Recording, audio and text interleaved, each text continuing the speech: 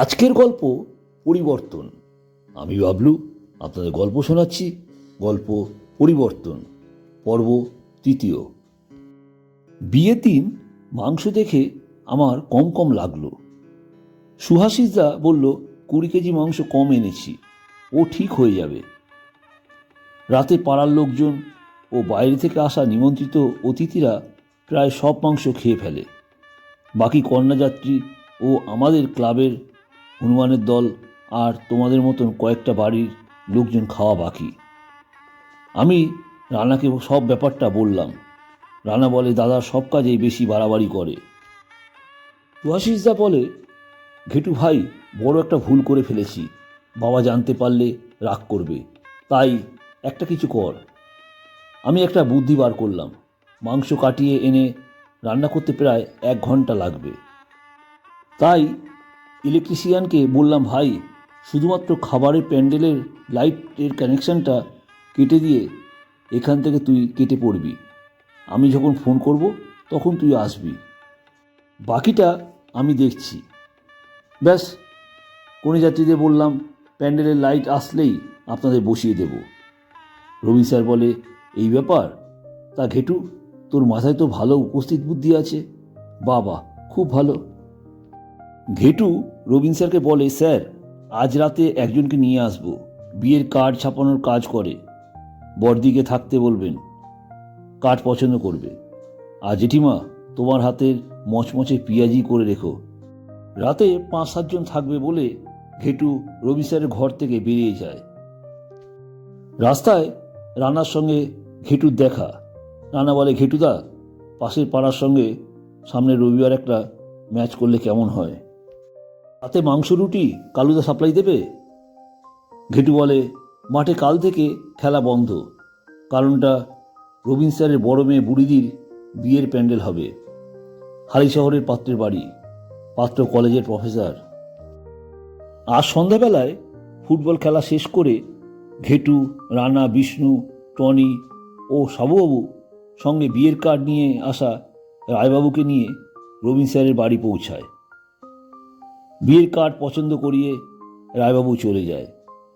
ঘেটু এবার একটা বড় লিস্ট বার করে নাম লিখতে থাকে, কার কী কাজ। সাবুবাবু রবীন স্যারকে বলে রবীন, ঘেটুর কাজের দায়িত্ব কত সুন্দর সিস্টেমেটিক দেখেছ?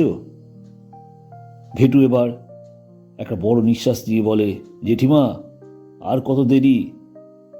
এর মধ্যেই বেশ বড় বড় সাইজে 30-40টা পিঁয়াজি এসে হাজির, সঙ্গে মুড়ি আর চা। ঘেটু পিঁয়াজির গন্ধটা একবার জোরে নিঃশ্বাসে টেনে বলে জেঠিমা, গন্ধখানা যা বেরিয়েছে না।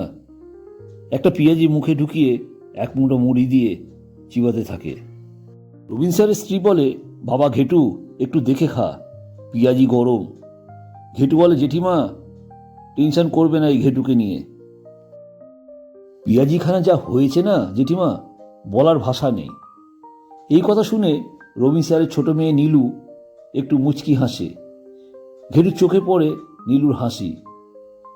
ঘেটু এবার একটু কাব্য করে বলে নীলু, তুই কি বুঝবি বোন, গরম গরম পিঁয়াজি আর মুড়ি, এর কি স্বাদ এ স্বর্গের দেবতারাই জানে।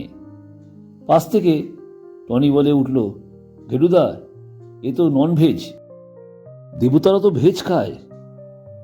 ঘেটু বলে চুপ কর হনুমান, সব জানতা হরিদাস। এই ঘেটু শর্মাকে শেখাচ্ছে পেঁয়াজ ননভেজ, দেব সবার সামনে কানটা মুলে। ঘেটুর মুখের আওয়াজটা একটু বিকৃতি করে বলে হ্যাঁ রে, পেঁয়াজ কি মাঠে হেঁটে বেড়ায় না জলের মাছেদের সঙ্গে ঘুরে বেড়ায়? শোন, মাটির নিচে যা জন্মায় সবটাই ভেজ। পিঁয়াজি মুড়ি চা খেয়ে বাকি কাজের দায়িত্ব সবাইকে ভাগ করে দেয় ঘেটু। সাবুবাবুর দায়িত্বে নিমন্ত্রিত অতিথিদের আপ্যায়ন করা। এই কয়েকদিনেই প্যান্ডেল ও ডেকোরেশনের কাজ সব কমপ্লিট।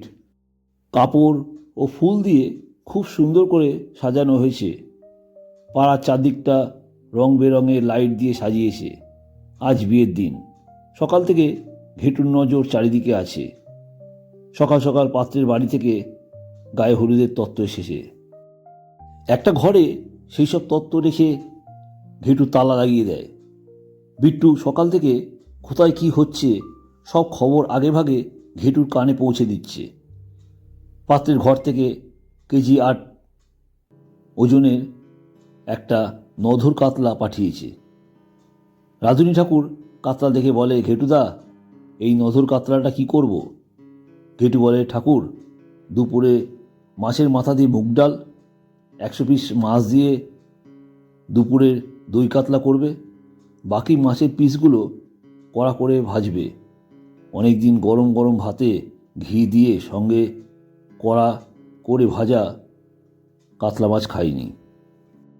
প্রতিটা রান্না টেস্ট করার দায়িত্ব ঘেটু আর সাবুবাবুর। নুন ঝাল একেবারে সঠিক হতে হবে, কারণ রান্না খারাপ হয়েছে বলার সেই সুযোগ ঘেটু দেবে না। সন্ধ্যা হয়েছে, ঘেটু রানাকে বলে, রানা চল তো, দেখে আসি মাইকের কোনো গান বাজাচ্ছে না কেন।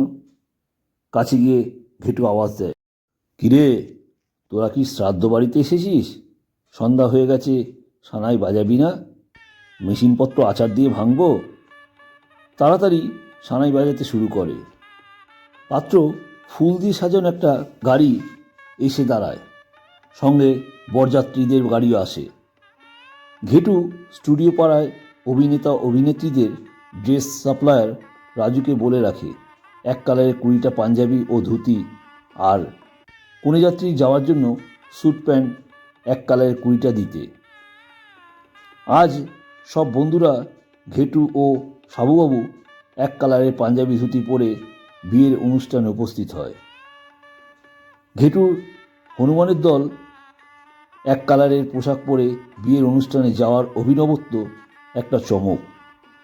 এক একটা বিয়ে বাড়িতে এক এক রকমের, তাতে বিয়ের অনুষ্ঠানের একটা নতুন রূপে সেজে ওঠে ও আলোচনার বিষয়বস্তু হয়ে দাঁড়ায়। সাবুবাবুকে ঘেটুদের সঙ্গে 1 কালারের পোশাক দেখে বিকাশবাবু দিলীপবাবু বলে, ওহে সাবু, এটা কেমন হলো? সাবুবাবু বলে, আমি এখন সিং ভেঙে বাছুরের দলে। কিন্তু এটা সত্যি, এদের সঙ্গে থাকতে থাকতে আমার মনে হয় আমিও এদের বয়সেই আছি। তাছাড়া মজাটা কিন্তু কম হচ্ছে না।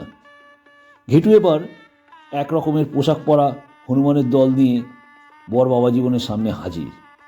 পরিচয় পর্ব শেষ করে ঘেটু একটা কবিতা শোনায় বড় জামাইকে। হাড়ভাঙা ক্লাবের নিবেদন, পড়াও ভালো প্রফেসর, দিও না কো গোতা, হালি শহরে থাকো তুমি, নও তুমি বোকা। আমরা সবাই রাজার প্রজা, রাজার হাটে থাকি, চুপি চুপি বলছি তোমায়, আমাদের দিও না কো ফাঁকি। তোমার পকেট ভরে রেখো, কখন কিবা লাগে। অফিসের কর্মচারী কিংবা কোর্টের মোহরি, 10,000-এ কুপকাত তারা হয়েছিল বটে। শিবের বাহন আপনি বটে, ক্ষমতা আছে অনেক, দৌড় ধরতে 20,000 লাগবে বটে। বলবে না তো ঘেটু ভাই, হবে না শটে? ঘেটুর মুখে কবিতা শোনার পর পাত্র বলে, ভাই ঘেটু, তোমার আছে এত গুণ, শুনেছিলাম বটে। আজ আমি তোমায় সামনে দেখে ধন্য হলাম এই বিয়ে রাতে। 20,000 দেব আমি, কথা দিলাম বটে। এবার ঘেটু চিৎকার করে বলে, 3/4 নতুন জামাইবাবু, হিপ হিপ ফুরে। 3/4 নতুন জামাইবাবু, হিপ হিপ ফুরে। 3/4 নতুন জামাইবাবু, হিপ হিপ ফুরে। নমস্কার, আমি আপনাদের এতক্ষণ গল্প শোনাচ্ছিলাম। এই গল্পের পরবর্তী অংশ শুনতে চান তাহলে অবশ্যই এই ভিডিওটিকে একটা লাইক দিয়ে গল্পের ডায়েরি চ্যানেলটিকে সাবস্ক্রাইব করে পাশে থাকা বেল আইকনটিকে ক্লিক করবেন। যখনই আমি কোনো নতুন ভিডিও আপলোড করব সবার আগে আপনাদের কাছে নোটিফিকেশন পৌঁছে যাবে। আপনাদের মূল্যবান সময় আমাকে দেওয়ার জন্য অনেক ধন্যবাদ।